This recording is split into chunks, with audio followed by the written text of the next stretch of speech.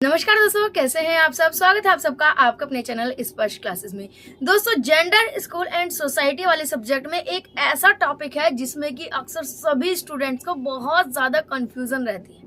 इस क्वेश्चन का आंसर आपको जल्दी से मिलेगा भी नहीं। यूट्यूब पे भी आप वीडियोस अगर देखेंगे तो आपको कोई भी प्रॉपर आंसर यहाँ पर नहीं मिल रहा है। इसी वजह से इस क्वेश्चन में बहुत ज्यादा कंफ्यूजन रहती है और ये क्वेश्चन इतना इंपॉर्टेंट है कि हर बार लगभग पूछा ही जाता है। आप प्रीवियस ईयर पेपर उठाकर देख लीजिए, ये क्वेश्चन आपको जरूर देखने को मिल जाएगा किसी न किसी रूप में। तो ये क्वेश्चन अगर आप कर लेते हैं तो आपका एक लॉन्ग आंसर टाइप क्वेश्चन बिल्कुल पक्का हो जाता है, ये मानकर आप चलिए। इस वीडियो में हम इसी क्वेश्चन को बहुत ही इजी तरीके से हम समझेंगे, साथ ही साथ हिंदी और इंग्लिश दोनों ही लैंग्वेज में ये क्वेश्चन आपका रहेगा। तो इसीलिए वीडियो को लास्ट तक जरूर देखिएगा ताकि इस क्वेश्चन की अंडरस्टैंडिंग आप में बन सके और आप ये क्लियर कर पाए कि एग्जैक्टली इस क्वेश्चन में लिखना क्या है। क्वेश्चन है आपका gender and it's cross cultural perspective. ये जो जेंडर है और उसके पार सांस्कृतिक परिप्रेक्ष्य हमें बताने हैं। तो ये क्वेश्चन बहुत ज्यादा कंफ्यूजन रहता है, इसमें एग्जैक्टली समझ नहीं आता कि लिखे तो लिखे क्या। और क्योंकि चलिए मान लीजिए हमने थोड़ा बहुत लिख भी दिया, लेकिन यहाँ पर लॉन्ग आंसर टाइप क्वेश्चन में तो वहां पर हमें 4 से 5 पेजेस में लिखना होता है, तब हम किस तरीके से इसको आंसर को बड़ा करें। यहाँ पर इस वीडियो में हम सारी चीजें देखेंगे, बिल्कुल डिटेल में देखेंगे और बहुत ही इजी लैंग्वेज में हम इसको देखेंगे। तो इसीलिए इस वीडियो को लास्ट तक जरूर देखिएगा, कोई भी स्टेप इसका मिस मत कीजिएगा। और वीडियो पसंद आए तो लाइक शेयर करना ना भूलिए। तो चलिए ज्यादा समय न लेते हुए शुरू करेंगे आज के इस वीडियो को। सबसे पहली तो बात यहाँ पर ये है कि अगर आप अलग अलग सोर्सेज से पढ़ेंगे, आप बुक से पढ़ रहे हैं या आप इंटरनेट पर या कहीं भी कोई अलग अलग सोर्सेज ले रहे हैं, तो आपको इसका आंसर अलग अलग दिख सकता है। बिल्कुल डिफरेंट चीजें भी दिख सकती हैं, तो उसमें कंफ्यूज नहीं होना। यहाँ पर क्वेश्चन को समझना है, फिर उसके हिसाब से उनका आंसर होता है। क्वेश्चन क्या है? Gender and it's cross cultural perspective, यानी कि हमें ये बताना है क्रॉस कल्चर यानी कि अलग अलग कल्चर। तो यहाँ पर हमें ये बताना है कि अलग अलग कल्चर्स में जेंडर के रोल्स क्या है। जैसे कि एक कल्चर ऐसा है जहाँ पर पैट्रियार्ची सिस्टम चलता है, मेल्स को जो है सारी पावर्स दी जाती है। एक कल्चर ऐसा है जहाँ पर पैट्रियार्ची सिस्टम चलता है, जहाँ पर सारी पावर्स जो होती है वो फीमेल्स के हाथ में होती है।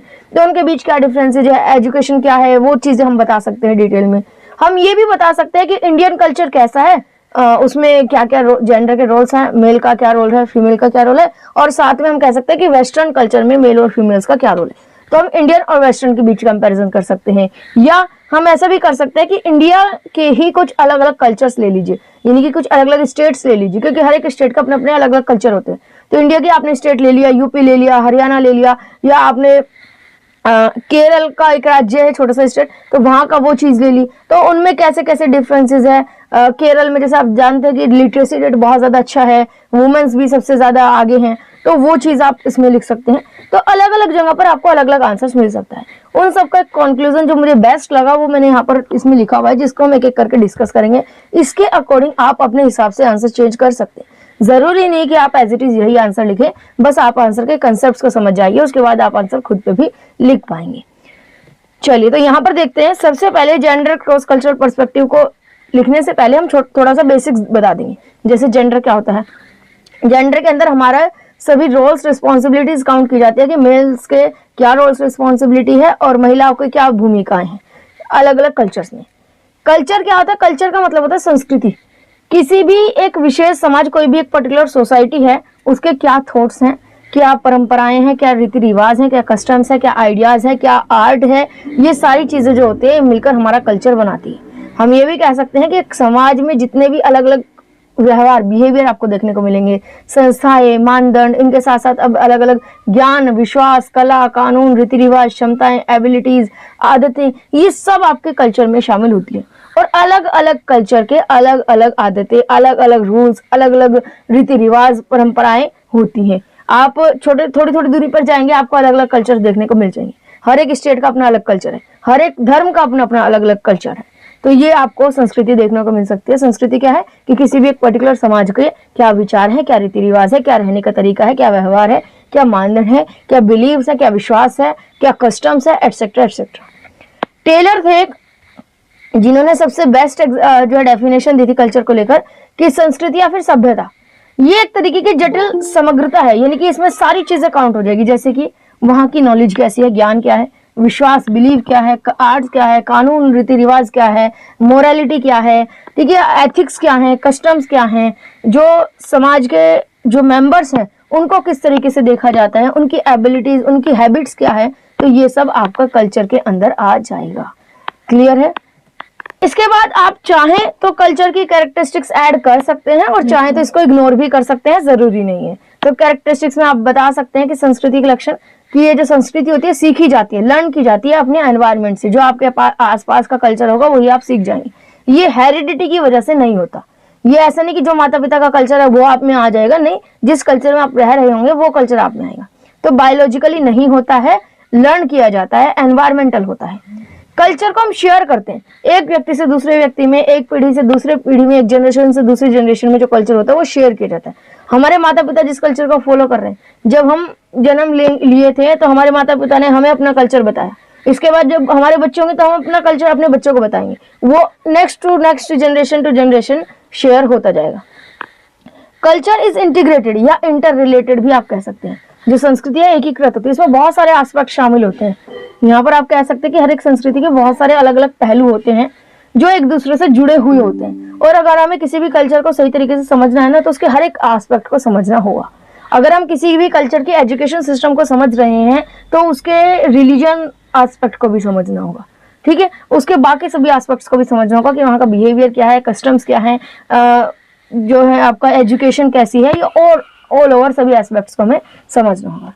नेक्स्ट है कल्चर इज डायनामिक। डायनामिक का मतलब गतिशील, यानी कि चेंजेबल। डायनामिक को आप इजी वर्ड्स में कह सकते हैं चेंजेबल। समय के हिसाब से, जरूरत के हिसाब से चेंज होती रहती है। आपको अलग अलग जगह पर अलग अलग कल्चर मिलेंगे, अलग अलग समय पर अलग अलग कल्चर मिलेंगे। पुराने समय में कुछ और संस्कृति चलती थी, धीरे धीरे जैसे जैसे टाइम चेंज हो रहा है वैसे हमारे कल्चर भी चेंज हो रहे हैं। तो ये कैरेक्टरिस्टिक्स आप चाहें तो इंक्लूड कर दीजिएगा अपने आंसर में, चाहे तो इग्नोर कर दीजिएगा। नेक्स्ट, क्रॉस कल्चर का क्या मतलब है? क्रॉस संस्कृति का मतलब ये है कि जहां पर हम अलग अलग राष्ट्र या अलग अलग पृष्ठभूमि यानी कि बैकग्राउंड के बीच में हम डिफरेंसेस करते हैं कि इन दोनों राष्ट्र के बीच का जेंडर रोल्स का क्या डिफरेंस है, या इन दो स्टेट्स के बीच क्या डिफरेंसेस है, इन दो रिलीजियस के बीच क्या डिफरेंसेस है। तो कुल मिलाकर क्रॉस कल्चर का मतलब यह है कि अलग अलग कल्चर के बीच में डिफरेंसेस देखना। अब क्योंकि हम क्रॉस कल्चर किस पर कर रहे हैं? जेंडर पर। तो हम सिर्फ वो डिफरेंसेस देखेंगे जो कि जेंडर से जुड़े हुए हों। बाकी डिफरेंसेस तो बहुत अनलिमिटेड डिफरेंसेस है, ठीक है। अगर आप यहाँ पर जीडीपी लिखने लगे तो वो तो कंटेंट नहीं है ना हमारा, कि हमारी जीडीपी में कितना अंतर है, या कितने देश हैं, कितने राज्य हैं, वेस्टर्न में यूएस में कितने राज्य हैं, कितनी जगह हैं, इंडिया में कितनी, उससे तो हमें कोई मतलब नहीं। हम यहाँ पर डिफरेंसेस सिर्फ वो देखेंगे जो कि हमारे जेंडर से रिगार्डिंग हो, यानी कि मेल और फीमेल से रिगार्डिंग हम पॉइंट्स को यहाँ पर लिखेंगे। कल्चर में डिफरेंस करेंगे लेकिन सिर्फ और सिर्फ जेंडर के फॉर्मेट में। क्लियर? अब यहाँ पर मेन क्वेश्चन आता है यहाँ से। अभी तक तो हमने सिर्फ इंट्रो बनाया था, ठीक है। उसमें से जो चाहे आप लिख सकते हैं, दो तीन लाइन में, चाहे तो आप इग्नोर भी कर सकते हैं जैसे कैरेक्टरिस्टिक्स को। अब यहाँ से आपका मेन क्वेश्चन आता है क्रॉस कल्चर पर्सपेक्टिव। सबसे पहले हम इंडियन कल्चर को दिखाएंगे। यहाँ पर जो मैंने आंसर किया हुआ है वो इंडियन, वेस्टर्न और इस तरह के अलग अलग कल्चर्स में डिफरेंस किया हुआ। सबसे पहले इंडियन कल्चर, भारतीय संस्कृति का अगर हम बात करें तो इसमें जन्म के टाइम पर क्या क्या डिफरेंसेस देखने को मिलते हैं जेंडर में। तो आप यहाँ पर देख सकते हैं कि जन्म से ही लड़के और लड़की में भेदभाव किया जाता है इंडियन कल्चर्स में। ये माना जाता है लड़कों को ज्यादा प्रेफर किया जाता है, बॉयज को, मेल्स को ज्यादा प्रेफर किया जाता है, गर्ल्स को कम प्रेफर किया जाता है। पुराने समय के थोड़ा सा पीछे जाएं तो ऐसे बहुत व्यक्ति थे जो कि इन्फेंट साइड आपका जो है हुआ करता था, यानी कि कन्या भ्रूण हत्या, इन्फेंटिसाइड बहुत ज्यादा हुआ करता था फीमेल्स का। जब ये पता लगता था कि हाँ भाई बच्चा जो है वो लड़की है, तो उसको जन्म से पहले ही उसको मार दिया जाता था। ये बहुत ज्यादा होता था। धीरे धीरे लॉज आए, आज काफी सुधार है इस चीज में, काफी इंप्रूवमेंट है, लेकिन कहीं कहीं बैकवर्ड एरियाज में अभी तक भी कुछ कुछ चीजों में चल रहा है। तो वो चीजें यहाँ पर एक एक करके देखेंगे कि जो भारतीय समाज है, जो इंडियन कल्चर है, उसके अंदर जो जेंडर इनइक्वालिटी है वो बहुत ज्यादा मानी जाती है। अलग अलग जेंडर को अलग अलग प्रेफर किया जाता है। बॉयज को गर्ल्स से ज्यादा प्रेफरेंस मिलती है क्योंकि यहाँ पर क्या चल रहा है, आपका पैट्रियार्ची सिस्टम चल रहा है, पितृसत्तात्मकता चल रहा है, उसके हिसाब से सारी चीजें चेंज हो जाती है। कन्या भ्रूण हत्या, फीमेल इन्फेंटिसाइड्स, ये अगर हम देखें तो बहुत ज्यादा देखने को मिल सकता है। एक 2011 में जनगणना जब हुई थी ना, तो उस समय ये देखा गया था, उस समय क्या देखा गया था, इसको रीड कीजिए, कि 7 साल से कम उम्र की लड़कियों की जो आबादी थी, यानी कि ऐसी गर्ल्स जिनकी एज 7 साल से कम है, उनकी परसेंटेज में बहुत ज्यादा गिरावट आई थी। यहाँ पर इन सबका अगर हम इवैल्यूएशन करें तो ये देखने को मिला था 2011 की जनगणना में कि पिछले एक दशक में यानी कि 10 सालों में 8 मिलियन कन्या भ्रूण हत्या हुई थी। आप देख सकते हैं 8 मिलियन यानी कि 80 लाख बच्चियों को जन्म से पहले ही मार दिया गया था सिर्फ 10 साल में। 2011 में जब ये जनगणना हुई थी तो ये देखा गया था कि 2001 से और 2011 के बीच जो 10 साल हैं उन 10 सालों में 80 लाख कन्या भ्रूण हत्या जो है वो की गई थी। 2005 की जब जनगणना हुई थी तो उसमें अगर फीमेल और मेल्स का इन्फेंट मोरालिटी रेट बताया जाए तो 61 और 56 था। यानी कि अगर 1000 बच्चे जीवित हैं, 1000 बच्चे जन्म हैं, उनमें से 61 और 56 का जो है रेशियो माना जाता था।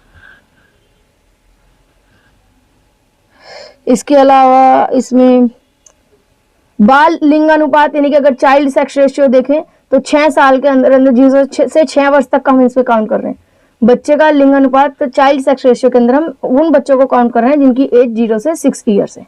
तो 2011 की जनगणना रिपोर्ट में पाया गया कि अगर टोटल 1000 पुरुषों में 914 लड़कियां थी, टोटल अगर पुरुष यानी कि मेल्स अगर 1000 थे तो उन 1000 मेल्स पर 914 जो है वो गर्ल्स थी, जो कि 2001 के हिसाब से कितनी थी, कम हो गई थी। 2001 में तो ये रेट था 927 927 और 2011 में ये घटकर 914 आ गई थी, जो कि भारत की आजादी के बाद सबसे कम रेशियो काउंट किया गया है। सबसे कम जो रेशियो था वो 2011 में काउंट किया गया था। चलिए, ये तो जन्म से रिगार्डिंग कुछ पॉइंट्स हो गए कि जन्म में कितना ज्यादा भेदभाव या डिफरेंसेस देखने को मिलता है। इसके आगे क्या आ रहा है, चाइल्डहुड के समय की बात हो रही है। चाइल्डहुड से एडल्टहुड के बच्चे की बात करें, लिटरेसी रेट की भी आप यहाँ पर कह सकते हैं, इसकी बजाय आप हेडिंग डाल सकते हैं literacy rate.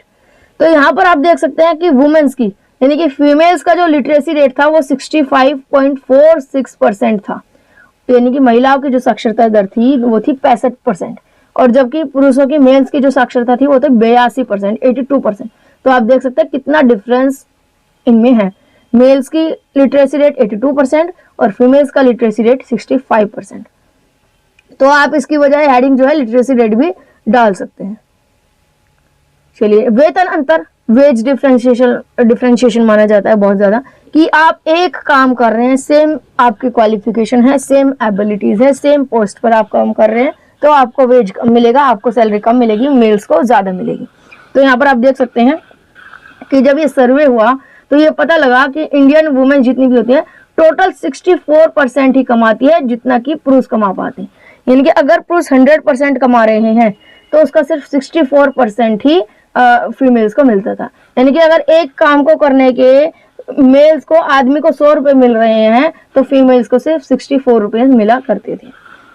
Same occupation, same ability, same level. इससे उनकी जो ऑटोनॉमी थी, जो स्वायत्तता थी, जो अधिकार थे, उसमें कमी आ रही थी।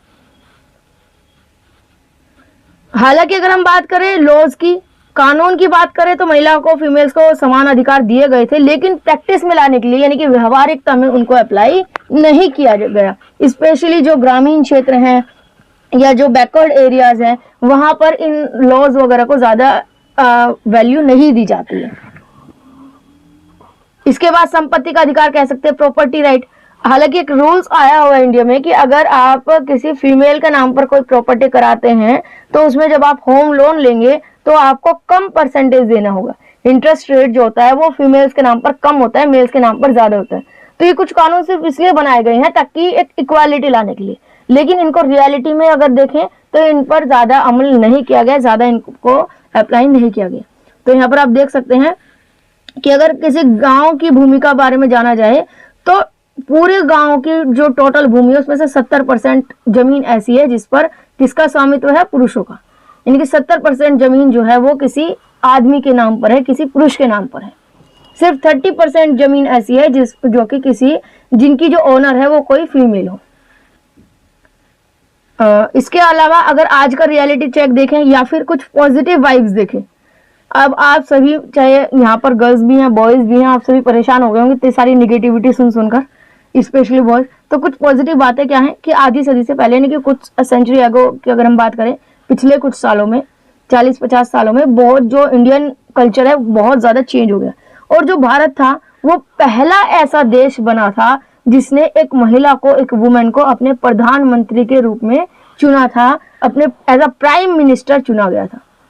तो आप यहाँ पर देख सकते हैं कि आज के टाइम में अगर मॉडर्न टाइम में देखें तो कई प्रभावशाली महिला राजनेता आपको मिल जाएंगी, वुमेन पॉलिटिशियंस आपको मिल जाएंगी, चाहे आप सोनिया गांधी की बात करें, शीला दीक्षित की बात करें, ठीक है, या आप इंदिरा गांधी की बात कर रहे हैं पुराने समय की, तो चाहे आप प्रतिभा देवी सिंह पाटिल कहिए, चाहे कोई भी कहिए, इस तरीके से आपको बहुत सारे प्रभावशाली इफेक्टिव वुमेन पॉलिटिशियंस देखने को मिल जाएंगे। और आज अधिकांश भारतीय, अगर हम इंडियंस से पूछें तो बहुत ज्यादा मोस्टली ऐसे हैं जो ये मानते हैं कि महिला और पुरुष दोनों समान रूप से अच्छे राजनीतिक नेता बन सकते हैं, यानी कि जिनके बिलीफ ये है, जो ये विश्वास करते हैं कि चाहे मेल हो फीमेल हो, दोनों ही अच्छे पॉलिटिशियंस बन सकते हैं। और 10 में से एक को ऐसा लगता है, वो जो ये कहते हैं कि महिलाएं जो हैं वो पुरुषों से ज्यादा बेहतर बन सकती हैं। 10 में से एक व्यक्ति ये कहेगा कि जो फीमेल से वो ज्यादा बेस्ट है। जैसा कि हम कहीं पूरे भारत की अगर हम बात करें तो 30,000 जो एडल्ट्स हैं, वयस्क हैं, उनका सर्वे हुआ था। 30,000 उसमें से एडल्ट्स थे जिन्होंने ये कहा कि जो पुरुष है महिलाओं की तुलना में बेहतर राजनेता बन सकते हैं, यानी कि 30,000 एडल्ट्स ने पुरुषों को, मेल्स को सपोर्ट किया गया था। अभी जो 30,000 है ना, टोटल जितने भी पूरे भारत में जितने एडल्ट्स हैं उनका सिर्फ 1/4 हिस्सा है, यानी कि आप कह सकते हैं पूरे भारत का सिर्फ 1/4 पार्ट ऐसा है जो ये कहता है कि मेंस ज्यादा बेस्ट पॉलिटिशियंस बन सकते हैं। बाकी सब ये हैं जो ये कहते हैं कि फीमेल्स ज्यादा बेस्ट बन सकती हैं या फीमेल्स भी मेंस के बराबर हैं। तो ये तो हुई इंडियन कल्चर की बात, सारी डिटेल में देख ली। इंडियन कल्चर को हमने इतना डिटेल से इसलिए देखा क्योंकि हम इंडिया में रहते हैं, इसलिए इसको थोड़ा सा डिटेल वाइज कर लिया। बाकी कल्चर्स को हम शॉर्ट में करेंगे जितना कि हमें जरूरी है सिर्फ। जैसे कि वेस्टर्न कल्चर की बात करें, वेस्टर्न कल्चर में यूरोप, कनाडा, ऑस्ट्रेलिया, न्यूजीलैंड और आपका संयुक्त राज्य अमेरिका, इन समाज की अगर हम इन सोसाइटीज की बात करें तो पिछले 100 सालों में इसमें जेंडर इक्वालिटीज बहुत ज्यादा इंप्रूव हुई है। जेंडर इक्वालिटी बहुत ज्यादा आगे तक आ चुकी है, पूरी तरीके से जेंडर इक्वालिटी आपको यहाँ पर देखने को मिल जाता है। लेकिन अगर हम इनके भी पास्ट में जाएं, वेस्टर्न में भी अगर इनकी पास्ट में जाए, थोड़ा सा पीछे के समय में जाएं, तो हमें यहाँ पर देखने को मिलेगा कि ज्यादातर जो महिलाएं थी, जो फीमेल्स थी, वो घर का काम करती थी और पत्नी की भूमिका निभाया करती थी। लेकिन धीरे धीरे इस भूमिका को, इस जो रोल था, इसको चेंज किया गया। अब ये उम्मीद नहीं की जाती है वेस्टर्न कल्चर में कि जो फीमेल्स है वो आकर घर का काम करेंगे, पत्नी की भूमिका निभाएंगी, बल्कि ये उनसे ये उम्मीद की जाती है कि वो भी जॉब में इक्वली पार्टिसिपेशन देंगी, इक्वली कंट्रीब्यूशन देंगी। और ये देखा भी गया है कि राष्ट्र का नेतृत्व भी काफी फीमेल्स कर रही हैं, महिलाएं कर रही हैं। और अंतरिक्ष यात्री से लेकर, यानी कि अंतरिक्ष में जाने से लेकर और खेल तक, स्पोर्ट्स हो गए, सेलिब्रिटीज हो गए, किसी भी फील्ड में आप चले जाइए, हर फील्ड में आपको फीमेल्स बराबर में मिलेगी। जो आपके वेस्टर्न कल्चर है उसमें महिलाओं को पुरुष के समान अधिकार प्राप्त है। मोस्टली जो राइट्स है वो सेम है मेल और फीमेल के दोनों के, जिसमें कौन कौन से राइट आ जाते हैं, जैसे वोट देने का अधिकार, या गाड़ी ड्राइव करने का अधिकार, या जमीन के मालिक होने की एबिलिटीज, या एजुकेशन हो गई, या हिंसा से सुरक्षा यानी कि प्रोटेक्शन फ्रॉम वायलेंस। तो ये सारे जो राइट्स हैं, जो अधिकार है, वो फीमेल्स को भी है जैसे कि मेल्स को है। लिंग वेतन अंतर जो है वो कम हो रहा है, यानी कि जो वेजेस में गैप होता था कि भाई मेल्स है तो उसको ज्यादा सैलरी मिलनी, फीमेल से कम सैलरी मिलनी, तो ये डिफरेंसेस धीरे धीरे कम हो रहा है। कनाडा और स्वीडन जैसे कई देशों में अगर हम जाएं तो महिला को सरकार में लगभग समान प्रतिनिधित्व मिल रहा है, लगभग इक्वल अपॉर्चुनिटीज मिल रही है। और पुरुष के लिए अगर कोई पुरुष ऐसा है जो कि घर पे रह रहा है या अपने घर के काम कर रहा है या बच्चों की देखभाल कर रहा है, तो जनरल कॉमन माना जाता है। आप इंडिया में देख लीजिए, अगर कोई मेल ऐसा है जो कि घर पे रहकर घर के काम कर रहा हो और उसकी पत्नी बाहर जाकर कमा रही हो, तो उसको ऐसे देखेंगे जैसे कि किसी और गोले से आ गया हो, किसी और धरती से आ गया हो। तो जो है उसको बिल्कुल ही अलग नजर से, अलग पॉइंट ऑफ व्यू से देखेंगे कि नहीं, ये चीज एक्सेप्टेबल नहीं। लेकिन अगर हम वेस्टर्न कल्चर में जाएं, जैसे कनाडा, स्वीडन में, तो वहां पर ये चीजें नॉर्मल है, एक कॉमन पॉइंट ऑफ व्यू से ये चीजें देखी जाती है। स्वीडन, एस्टोनिया, आइसलैंड, नॉर्वे, ये कुछ ऐसे देश हैं जहां पर मातृत्व अवकाश को अधिक लिंग तटस्थ, यानी कि हम ये कह सकते हैं शॉर्ट में कि ये कुछ ऐसे देश हैं जहां पर मैटरनिटी लीव के साथ साथ पैटर्निटी लीव भी दी जाती है। जैसे पहले मैटरनिटी लीव दी जाती थी कि अगर कोई महिला माता बनने वाली है, तो बच्चा होने वाला है, तो उसको छुट्टी दे दी जाती थी पूरी सैलरी पर। तो धीरे धीरे इसके साथ पैटर्निटी लीव भी दी जाने लगी कि अगर कोई व्यक्ति है जो पिता बनने वाला है तो उसको भी छुट्टी दी जाती है, अवकाश दी जाता है कि वो भी अपने बच्चे की देखभाल कर सके। इसके बाद अगर कुछ ट्राइब्स की बात करें, कुछ ऐसी कम्युनिटी जो जनजाति ट्राइबल्स जो होते हैं, तो उनकी अगर हम बात करें, वहां पर लिंग भूमिकाओं में बहुत ज्यादा डिफरेंट है, जो जेंडर रोल है बहुत बिल्कुल ही डिफरेंट है पूरी तरीके से। और जितनी ट्राइब्स है वहां पर फीमेल्स को सबसे ज्यादा हाईएस्ट कंडीशन में रखा गया है, सबसे ज्यादा कठिन परिस्थिति में रखा गया है। ठीक है, महिलाओं से ये अपेक्षा की जाती थी कि जो ही पुराने समय की, कि वो सिर्फ घर के काम करे या सिर्फ पुरुष पर ही निर्भर रहे।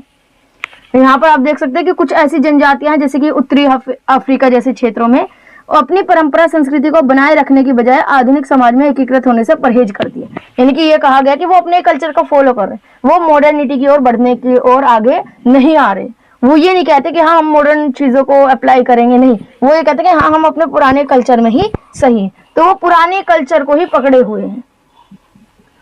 जहां पर अगर कोई मेल है, पुरुष है, तो उसको योद्धा बनने के लिए ट्रेंड किया जाता है। एक सेकंड रुकिएगा। हाँ ठीक है, जो पुरुष है उसको योद्धा बनने के लिए ट्रेंड किया जाता है। जो अगर महिला है, फीमेल है, उनको खाना इकट्ठा करना, खाना बनाना, साफ करना, बच्चे पैदा करना, ये चीजें सिखाई जाती है। मसाई एक जनजाति का ही नाम है। तो यहाँ पर पितृसत्तात्मकता होती है। ठीक है, पैट्रियार्ची सिस्टम है पूरी तरीके से। और साथ साथ जो रिश्ते होते हैं वो बहुविवाह वाले होते हैं, यानी कि एक व्यक्ति की शादी कई महिलाओं से हो सकती है। यानी कि जो जीवन साथी है वो शेयर किए जाते हैं। और कहीं ज्यादा ये देखा गया है कि जो मेल और फीमेल के, यानी क्या कह सकते हैं, पति और पत्नी के बीच में जो एज गैप है वो बहुत ज्यादा भी देखने को मिल जाता है। दुनिया भर के आदिवासी समुदायों में जनांग विकृति, सुंदरता के लिए अत्यधिक शरीर संशोधन, यानी कि बहुत ज्यादा मतलब ब्यूटी का मॉडिफिकेशन करना है कि हमें बहुत ज्यादा सुंदर दिखना है। ठीक है, तो ये चीजें जो है आम देखने को मिल सकती है। या जैसे कि भारत में पहले हुआ करता था सती प्रथा। क्या हुआ करता था कि अगर किसी महिला का पति जो है अगर वो मर जाता था तो महिला को भी उसके साथ साथ जिंदा जला दिया जाता था। पापुआ एक कल्चर था जहां पर ये किया जाता था कि अगर उसके साथी की मृत्यु हो गई, यानी कि पति की मृत्यु हो गई, तो मृत्यु के शोक मनाने के लिए जो महिला होती थी उसकी उंगलियों को कटवा दिया जाता था कि हाँ वो दुख में है, परेशान है, ये दिखाने के लिए उसकी उंगलियों को कटवा दिया जाता था। तो जैसे सती प्रथा थी उसी तरीके से कुछ ये हो गया कि उंगलियों को कटवा दिया, या जो स्तन है, जो ब्रेस्ट है, उनको खराब कर दिया जाता था, उनको कटवा दिया जाता था।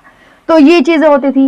एक होता है आपका मैट्रियार्ची समाज। अब ये बात आती है मैट्रियार्ची सोसाइटी की कि कुछ जगह ऐसी भी है जहां पर पिता उसकी बजाय, पुरुषों की बजाय महिला राज करती है। तो यहाँ पर आप देख सकते हैं संसार पर कौन हुकूमत करेगा, लड़कियां। तो ये है मैट्रियार्ची सोसाइटी। कई ऐसी जगह है, बहुत सारी ऐसी जगह है जहां पर मैट्रियार्ची सोसाइटी चलती है। तो यहाँ पर आप देख सकते हैं कि कुछ ऐसे विद्वान हैं जो ये कहते हैं कि मूल रूप से मानव समाज ऐसा ही था। अगर हम बिल्कुल स्टार्टिंग की बात करें, ओरिजिनली जो समाज था वो यही था कि जहां पर महिलाओं को महायाजक के रूप में देखा जाता था, या महिलाओं को इंपॉर्टेंस दी जाती थी, फीमेल्स को प्रेफर किया जाता था। लगभग 3000 ईसा पूर्व ये कहा गया कि लगभग 3000 ईसा पूर्व जो है ये पूरा का पूरा सिस्टम चेंज हो गया, मैट्रियार्ची से पैट्रियार्ची में कन्वर्ट हो गया।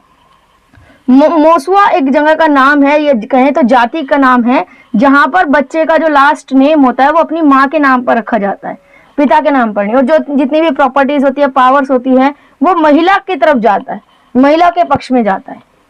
तो चलिए यहाँ पर कुल मिलाकर इस तरीके से आपका क्वेश्चन कंप्लीट हो जाता है। चाहे अगर आप सिर्फ इंडियन कल्चर के में डिफरेंसेस कर रहे हैं, तो जैसे आपका केरल का है, मैंने इसमें लिखा हुआ है, इसको भी आप चाहे तो रीड कर सकते हैं। आंसर तो आपका यहीं तक पूरा हो गया। केरल आप तब लिखे जबकि आप इंडियन कल्चर्स में डिफरेंस कर रहे हो कि अलग अलग इंडिया के ही स्टेट्स ले लिए और उसके बीच डिफरेंस दिखा रहे हैं। तो इस तरीके से हमारा आंसर जो है पूरा हो जाएगा। कुल मिलाकर हमें जेंडर्स के रोल बताने हैं कि अलग अलग जगह पर जेंडर्स की अलग अलग भूमिका देखने को मिलती है। कहीं मैट्रियार्ची सिस्टम है, कहीं पैट्रियार्ची सिस्टम है, कहीं मेल्स को इंपॉर्टेंस दी जाती है, कहीं फीमेल्स को इंपॉर्टेंस दी जाती है, कहीं इक्वालिटी है, कहीं इनइक्वालिटी। तो वो चीजें हमें कंपैरिजन करनी है। क्लियर है? तो दोस्तों आई होप अब ये क्वेश्चन आपको बिल्कुल क्लियर हो गया होगा। इस क्वेश्चन को लेकर कोई भी डाउट आपके मन में नहीं होगा। इसके अलावा कोई भी ऐसा टॉपिक आपका अगर है जिसमें कि बहुत ज्यादा कंफ्यूजन है, या वो आपको समझ नहीं आ रहा है, या इससे अलावा कोई भी आपकी प्रॉब्लम है बीएड को लेकर, तो आप कमेंट करके बताइए। उसकी वीडियो नेक्स्ट वीडियोस जल्द से जल्द आपके लेकर आई जाएगी। तो आज के लिए बस इतना ही, मिलते हैं आने वाली वीडियो में। आज के लिए धन्यवाद।